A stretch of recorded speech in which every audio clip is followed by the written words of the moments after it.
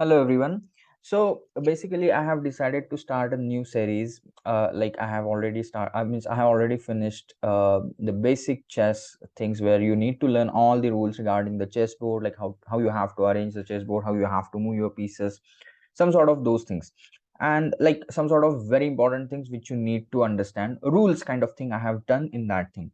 Now I'm starting a new thing, like a new series basically. This new series is basically just for improving your chess game. Like I will be giving you around 3 to 4 puzzles and you have to solve them. These puzzles I personally feel are very important, and important in the sense like they are very interesting. Like how you have to understand the chess game, how you have to find out the lines on the chessboard, even imagination in chess. And in the beginning I'll be giving you most of the puzzles based upon the middle game. So yeah, that's the thing. Now I have selected 4 different puzzles for this video, and for every puzzle I feel like you can pause, or I'll be giving you around 4 to 5 seconds to think, or in 4 to 5 seconds it will be very difficult for you to get the answer. So I'm feeling like you can pause the video. Otherwise, if I just keep on just giving you the time, then it will just video will be unnecessarily lengthy. So it will be better like whenever needed you can just pause yourself, pause the video, and you can just try to find the answer, and obviously I'm going to explain the answer. So this is the first position I have arranged on the chessboard. So you guys can try to understand. See, first of all I'll tell you what you have to do. It's like white to play and win. So in this position you have to assume that you are playing from the white side and you have to win the game. Win the game means either you have to win some points or materials, or you have to checkmate your opponent. So whatever is possible, you just have to do it. So yeah, you can just pause the video if you want to find the answer, or else in just next 3 to 4 seconds I'm just going to record. I'm just going to tell you the answer. Sorry.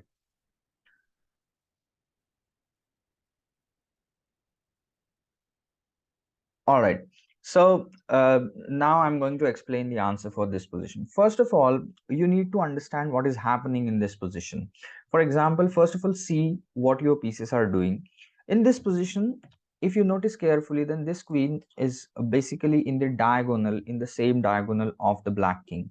As the question says, it's white to play and win, you should be able to understand where your attacks are going on right now.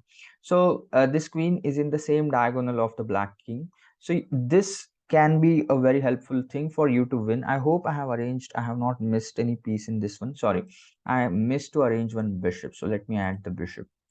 Okay. Uh, yeah.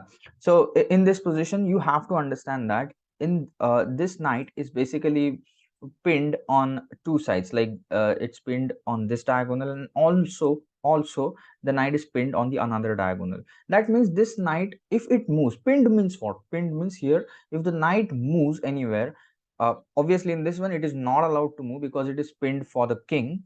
But suppose if the knight would be pinned just for the queen, then if the knight would move anywhere in the game, the bishop would be able to kill the queen. So pinning is actually considered, like in most of the cases pinning can be considered as a weakness. So this pinned knight is basically a kind of weakness for the black side. Now how can we take advantage of this thing? So here again there is another one concept which we can use in this one, that is removal of defender. So the first move is rook to e8. Now what rook e8 is doing? Rook e8 is actually asking that queen to kill the rook. It's actually a sacrifice. Why it is sacrificing its rook at the moment?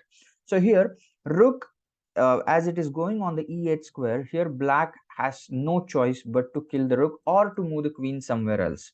And obviously, like if the queen, see, mainly this rook sacrifice is happening because white side wants black to remove the protection of this knight. Means currently black is having two protections to the knight and white is having two attacks. So it's not good to kill the knight immediately at the moment. First of all, you need to either increase the attack or you need to decrease the protectors of the knight. So here rook e8. Now let's say the queen kills your rook as it's a free rook. Now in the next move, here as the queen has moved, the queen is no more protecting the knight. So at this point you can just take the knight with the queen. After this, now it's a check. King cannot kill your queen as the bishop is protecting it. So king needs to move back, and this is the only available square for the king. Means this is the only safe square where the king can go, and let the king go there. Once the king goes there, Now you have to play bishop to h6, which is unstoppable checkmate. Now what kind of checkmate is happening here? See, the checkmate is happening with queen to g7. So this kind of checkmate is happening. Now some of you can be saying like this checkmate can be stopped. We can play queen f7, we can play queen to g6, we can play queen to d7. Yeah, let's consider all of them. So for example, if you play queen f7, then in this variation you can just play queen to d8. After queen d8, now black needs to block the check by its queen only, as there is no way for the king to move.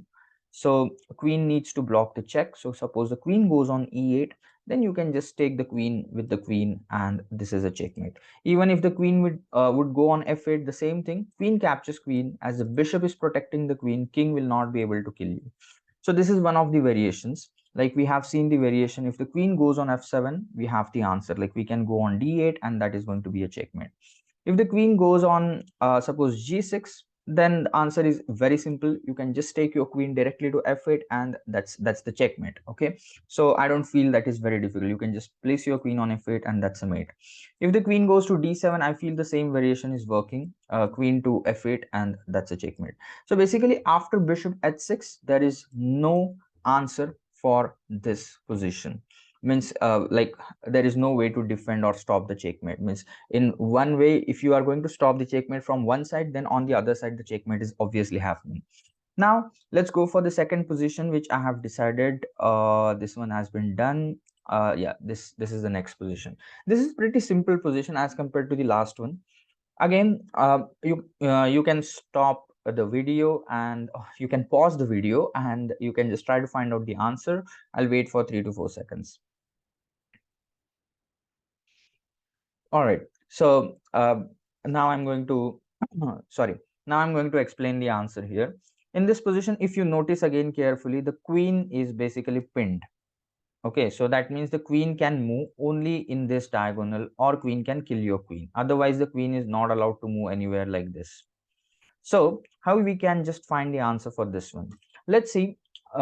This spinning concept is actually important here to understand. Now you don't kill the queen, because if you just capture the queen, then rook will capture you back, and that's just an exchange. Like you are giving your queen and you are just taking the queen. So it's like exchange. No one is getting extra points in that. So what you need to do here, you can just simply attack the pinned piece. For example, rook to d1. Now this piece is basically attacking the black queen, and black queen now is in trouble. Now black queen has some options, but there is one another problem. For example, if the black queen says like, okay, I'll move my queen, because obviously this queen cannot kill the rook. That is not allowed, as it will become a check, and that's an illegal move.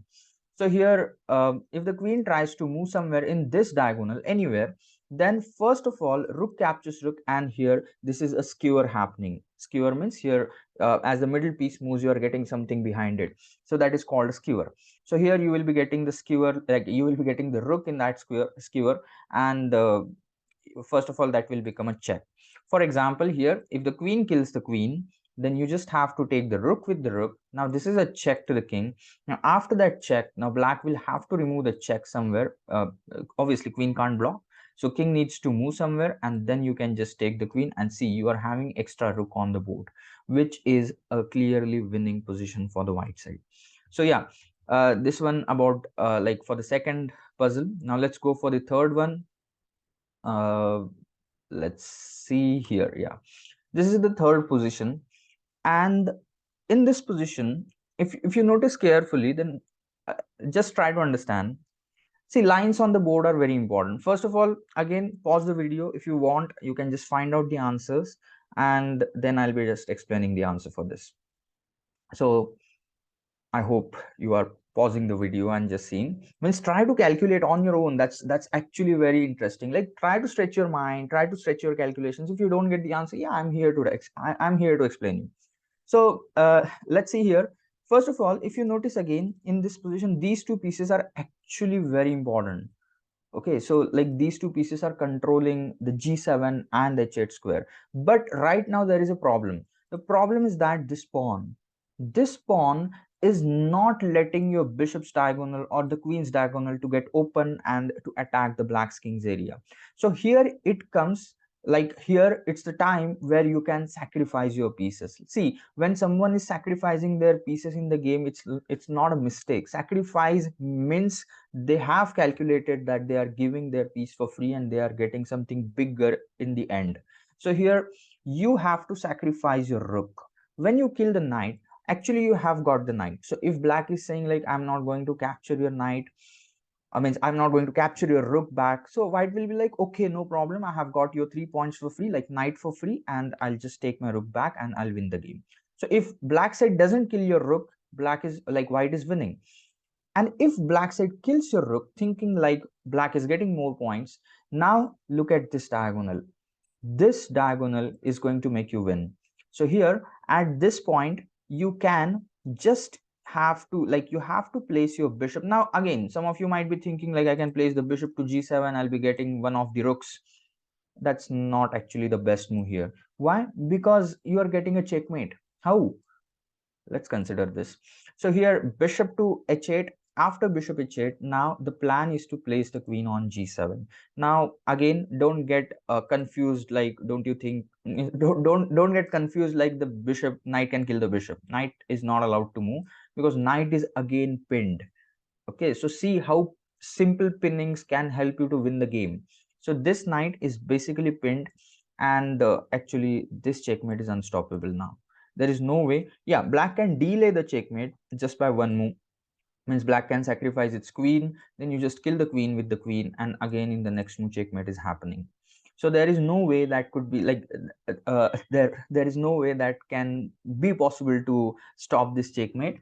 And yeah, that's what the answer for this position. Now I think one more position I have selected. I think the video is getting lengthy, but that's all right. You guys don't see the video if I'm just making it lengthy, so try to look at the entire video. This one, this position I think I had given. Yeah, this is from the earlier one. Which one I had selected?